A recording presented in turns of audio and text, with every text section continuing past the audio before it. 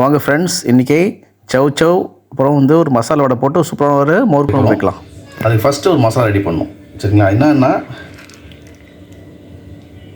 துவரம் பருப்பு, தனியா, சீரகம், காஞ்ச மிளகாய் எல்லாம் ஒரு டீஸ்பூன் எடுத்துக்குவோம். ஓகே, நான் அப்ராக்சிமேட்லாம் மோர் வந்து ஒரு 300 ml மோர். அதை நல்லா பீட் பண்ணி செய்ய போகிறேன். அதுக்கு இதுதான் ஒரு டீஸ்பூன் மல்லி விதை, ஒரு டீஸ்பூன் சீரகம், ஒரு டீஸ்பூன் துவரம் பருப்பு, 2 காஞ்ச மிளகாய், கூடவே தேங்காய் ஒரு அரை மூடியில் பாதி. இது நல்லா ஒரு பேஸ்ட்டாக அரைக்க போகிறோம் ஃபஸ்ட்டு. சரிங்களா? இதுதான் ஃபஸ்ட்டு ஸ்டெப். ஃப்ரெண்ட்ஸ், நல்லா பேஸ்ட்டாக அரைச்சிட்டோம். சரிங்களா? தண்ணி விட்டு நல்லா பேஸ்ட்டாக அரைச்சிட்டோம். செகண்ட் ஸ்டெப்பு தயிர் வந்து நான் சொன்ன மாதிரி 300 ml தயிர், ஒரே ஒரு பச்சை மிளகா இதுமாதிரி உடச்சி போட்டு இது நல்லா பீட் பண்ணி மிக்சியில் வந்து நல்லா அடித்து வச்சுக்கோங்க. சரிங்களா? அப்போ தான் வந்து மோர் குழம்புக்கு அந்த பதம் கரெக்டாக வரும். காரம் நம்ம ஆல்ரெடி 2 காஞ்ச மிளகா போட்டிருக்கோம். ஸோ ஒரு பச்சை மிளகா போதும். இந்த காரம் கரெக்டாக இருக்கும். ஃப்ரெண்ட்ஸ், தயிர் நல்லா பீட் பண்ணி தண்ணியெலாம் எதுவும் ஊற்றல, அதை அப்படியே பீட் பண்ணேன். பச்சை மிளகா போட்டு அப்படியே பீட் பண்ணி மிக்சியில் பீட் பண்ணி இந்த பதம். சரிங்களா? தயிர் ரொம்ப புளிப்பாக இருக்கக்கூடாது, நல்லா இருக்காது. அப்புறம் மோர் குழம்பு புளிப்பு இல்லாத ஒரு நல்ல எப்படி சொல்கிறது, நைட்டு பொருள் ஊற்றி காலையில் எடுத்துடலாம். அந்த மாதிரி தயிர் எடுத்துக்கோங்க. ஓகே ஃப்ரெண்ட்ஸ், இப்போ மோர் குழம்பு செய்ய ஆரம்பிக்கலாம்.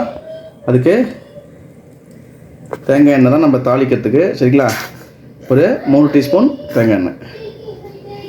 ஓகே ஃப்ரெண்ட்ஸ், எண்ணெய் லைட்டாக காய்ச்சி வச்சு இந்த ஸ்டேஜில் ஃபஸ்ட்டு கடுகு பொரிட்டோம். கடுகு லைட்டாக பொரியுது. இந்த ஸ்டேஜில் ஒரே ஒரு காஞ்ச மிளகா. சரிங்களா? அப்புறம் கூடவே கருவேப்பிலை போட்டுட்டு இது சவ் வந்து ஒரு 100 கிராம் எடுத்துருக்கேன். இதுமாதிரி கட் பண்ணி வச்சுருக்கேன்.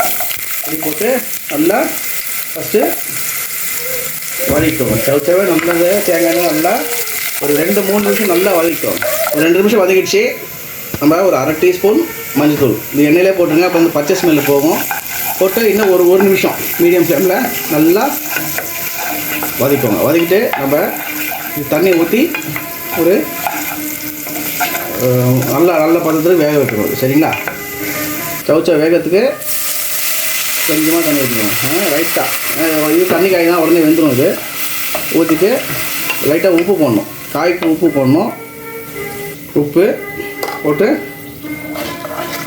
காய் வந்து நல்லா வேக விடுங்க. ஒரு 6-7 நிமிஷம் அது ஆகும் வேகிறதுக்கு. சரிங்களா? காய் நல்லா வேகட்டும். ஓகே ஃப்ரெண்ட்ஸ், பாருங்கள், சவ் நல்லா வெந்துச்சு. பாருங்கள், இப்படி குத்தி விட்டாலும் இப்போ நல்லா வெந்துச்சு. இந்த ஸ்டேஜில் நம்ம அரைச்சி வச்சில் தேங்காய் பேஸ்ட்டு, அது தேங்காய், அந்த தனியா, இந்த பருப்பு. ஓகே, இங்கே பாருங்கள், அது போட்டு திக்காயிடுச்சு. நம்ம அந்த வச்சுருந்தாலும் அந்த தண்ணி அப்படியே வாஷ் பண்ணி அப்படியே அதில் ஊற்றிடுங்க. இது இன்னும் கொஞ்சம் தண்ணி ஊற்றி எப்படி சொல்கிறது, ஒரு நிமிஷம் கொதிக்க விடணும். அது லைட்டாக. ஓகே ஃப்ரெண்ட்ஸ், நான் சொன்ன மாதிரி கொஞ்சம் தண்ணி ஊற்றிக்கோங்க. தண்ணி ஊற்றிட்டு ரொம்ப திக்காகும். இது நம்ம அந்த துவரம் பருப்புலாம் போட்டுருந்தாலும் நல்லா திக்காகும். ஸோ நல்லா எப்படி சொல்கிறது, இது ரொம்ப திக்காக வைக்கக்கூடாது இந்த மோர் குழம்பு. ஏன்னா நம்ம வடைலாம் போட போகிறோம், இந்த பக்கோடாலாம் போட போகிறோம். சாரி, அப்போ அது லைட்டாக உறிஞ்சிடும். அதனால் அதுக்கேற்ற மாதிரி நம்ம டெக்ஸ்சர் கொண்டு வரணும். ஓகே, தேவையான உப்பு போட்டுக்கோங்க. நம்ம கொஞ்சமாக போட்டோம் அப்போது. ஸோ இப்போ வந்து பேலன்ஸ் உப்பு போட்டுட்டு லைட்டாக ஒரு கொதி வரட்டும். ஓகே ஃப்ரெண்ட்ஸ், பாருங்கள், லைட்டாக இந்த பபுள்ஸாக வந்து பார்த்திங்கன்னா அதுதான் ஸ்டேஜ். இந்த ஸ்டேஜில் நம்ம பீட் பண்ணி வச்சுருந்த மோர் அதை அப்படியே ஊற்றிட்டு கொதி விடக்கூடாது, லைட்டாக சூடாகணும். சூடாகணுன்னு ஆஃப் பண்ணிடலாம். சரியா? பாருங்கள் ஃப்ரெண்ட்ஸ், இங்கே பார்த்திங்கன்னா அப்படியே நார்மல் பார்த்திங்கன்னா இந்த ஸ்டேஜில் நம்ம அடுப்பு ஆஃப் பண்ணிடலாம். அவ்வளோதான். ஆஃப் பண்ணிட்டு அப்படியே விட்டுருங்க. எதுவும் மூடக்கூடாது. சரிங்களா? மூணுனா அந்த ஸ்டீமில் தண்ணிலாம் இறங்கின உள்ள, அதனால் அப்படியே விட்டுருங்க. கொத்தமல்லி மட்டும் லைட்டாக நம்ம கட் பண்ணி போட்டுருணும். கடலைப்பருப்பு, காஞ்ச மிளகா, கடலைப்பருப்பு 1 கப்பு, காஞ்ச மிளகா ஒரு 2, உப்பு, பெருங்காயம், அப்புறம் கருவேப்பிலை. சரிங்களா? இதெல்லாம் சோம்பு இதெல்லாம் போட்டு இந்த வடை பதம், அந்த மசாலா வடை பதம் நல்லா அரைச்சிக்கணும். சரிங்களா? ஃப்ரெண்ட்ஸ், வடை வந்து இந்த பதம் அரைச்சிக்கணும். சரிங்களா? இது வந்து நம்ம சின்னதாக போட்டு ஷேப் போட்டு நம்ம நல்லா ஆயிலில் ஃப்ரை பண்ணி எடுத்துக்கலாம். ஓகே ஃப்ரெண்ட்ஸ், வடை போட்டாச்சு, நல்லா ஃப்ரை ஆகிட்டு இருக்கு.